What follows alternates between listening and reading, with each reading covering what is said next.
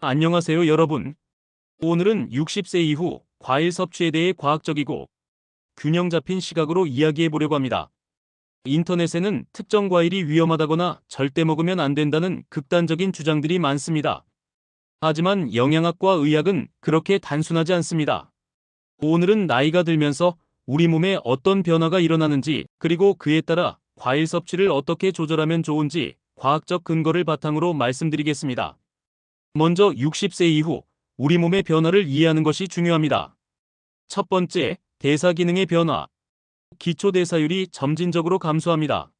인슐린 민감도가 낮아져 혈당 조절이 상대적으로 어려워질 수 있습니다. 신장 기능이 서서히 감소하는 것이 일반적입니다. 두 번째, 소화 기능의 변화.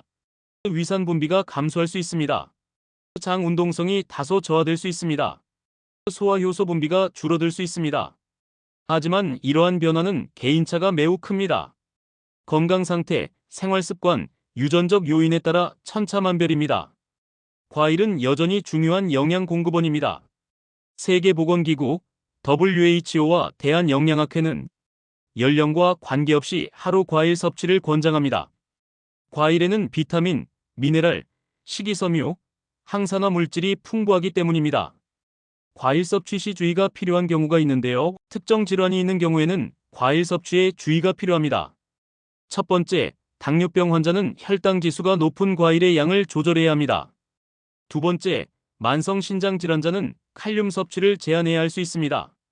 세 번째, 위장 질환자는 산도가 높거나 식이섬유가 많은 과일을 조절할 필요가 있습니다.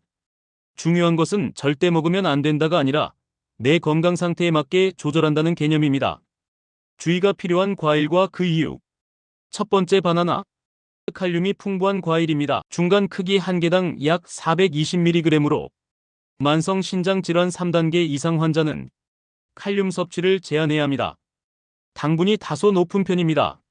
신장 기능이 정상이거나 경도로만 감소한 경우 하루 한 개 정도는 문제 없습니다. 당뇨병이 있는 경우 혈당 반응을 확인하며 적정량을 찾습니다. 만성 신장 질환이 진행된 경우 의료진과 상담 후 섭취량을 결정합니다. 두 번째, 포도. 당분 함량이 높습니다. 100g당 약 16g으로 혈당 지수가 중간 정도입니다. 당뇨병 환자는 한 번에 작은 송이약 80에서 100g 정도로 제한하고 일반인은 하루 1에서 2회 적당량 섭취는 문제 없습니다. 옥살산 함량은 시금치, 견과류보다 훨씬 낮아 신장 결석 위험은 과장된 측면이 있습니다. 세 번째, 망고는 당분이 높은 과일입니다. 중간 크기 한 개당 약 45g으로 일부 사람에게서 알레르기 반응이 나타날 수 있습니다. 당뇨병 환자는 소량으로 제한하고 혈당 반응을 확인하며 일반인은 한 번에 반 개 정도가 적당합니다. 알레르기 이력이 있다면 주의가 필요합니다. 네 번째, 감은 탄닌 성분이 많아 공복에 과량 섭취 시 위석 발생 가능성이 있습니다. 당분이 높은 편입니다. 공복 섭취를 피하고 식후에 먹습니다. 하루 한 개에서 두 개 정도가 적당합니다. 소화기 질환이 있다면 주의합니다. 중요한 점은 이 과일들을 절대 먹으면 안 된다는 것이 아닙니다. 개인의 건강 상태에 따라 양을 조절하고 섭취 방법을 주의해야 한다는 의미입니다. 적극 권장할 수 있는 과일로는 첫 번째, 블루베리, 딸기 등은 항산화 물질이 풍부합니다. 혈당 지수가 낮고 당분이 적습니다. 규칙적인 베리류 섭취가 인지 기능 유지에 도움이 되며 심혈관 건강에 긍정적 영향을 준다는 보고가 있습니다. 권장 섭취량은 하루 50g에서 100g이 적당합니다. 두 번째, 사과의 장점은 식이섬유가 풍부합니다. 혈당을 완만하게 올려주고 포만감을 줍니다. 규칙적인 사과 섭취가 심혈관 건강과 장 건강에 도움이 된다는 연구들이 있습니다. 권장 섭취량은 중간 크기의 하루 한 개가 적당합니다. 세 번째, 아보카도의 장점은 단일 불포화 지방산과 식이섬유가 풍부하며 당분이 매우 낮습니다. 특히 심혈관 건강에 긍정적 영향을 준다는 연구들이 많습니다. 또한 혈중 콜레스테롤 개선에 도움이 될 수 있습니다. 권장 섭취량은 하루 2분의 1개에서 1개가 적당합니다. 네 번째, 토마토의 장점은 강력한 항산화 물질인 라이코펜이 풍부합니다. 당분이 낮고 칼로리가 낮습니다. 또한 전립선 건강과 심혈관 건강에 도움이 될 수 있다는 연구들이 있습니다. 권장 섭취량은 하루 1개에서 2개가 적당합니다. 자, 그럼 이제 올바른 과일 섭취법을 알아볼게요. 첫 번째, 섭취 시간은 식후 섭취가 좋습니다. 혈당 급상승을 방지할 수 있습니다. 그리고 저녁 늦은 시간은 피하여 소화 부담을 줄입니다. 두 번째, 섭취량은 대한영양학회의 권장량은 하루 1에서 2회, 한 번에 200g을 넘지 않아야 합니다. 당뇨병이 있다면 한 번에 100g 이하로 나누어 섭취하시고 다양한 종류를 조금씩 먹는 것이 좋습니다. 세 번째, 섭취 방법으로는 천천히 씹어 먹으면 소화를 돕고 포만감을 높입니다. 가능한 경우 껍질째 먹으면 식이섬유와 영양소가 풍부합니다. 그리고 과일 주스보다 통과일이 좋습니다. 만일 당뇨병이 있다면 과일 섭취 후 혈당 변화를 확인하고 소화 불편감, 알레르기 반응 등을 주의 깊게 관찰합니다. 이젠 과일 섭취에 대한 흔한 오해와 진실에 대해 알아볼게요.